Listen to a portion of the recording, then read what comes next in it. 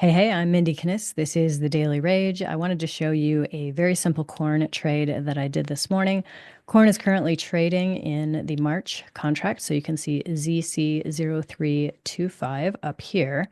And this is the open. Corn has some kind of weird hours, but the opening here corresponds with the opening of the stock market. So that would be 7:30 my time. That's Mountain Time Zone.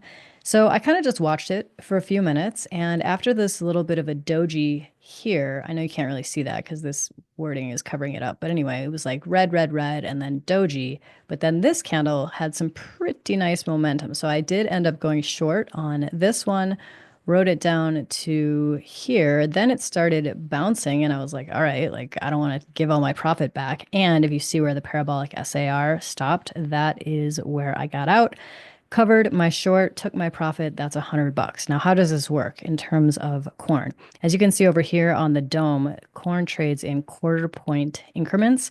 And what I actually like quite a bit about NinjaTrader versus TradeStation in this case is that it does it in decimals.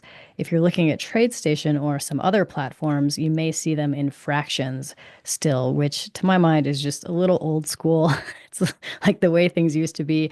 It's like, come on, guys, it's 2025. Let's do it in decimals. Anyway, so with 2 points of move, that gives me 8 ticks. And each tick in corn is $12.50. So times eight, that's $100 right there.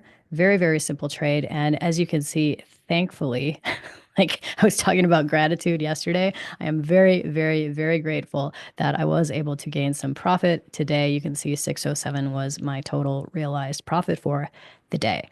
I'm Mindy Kniss. Thanks so much for watching.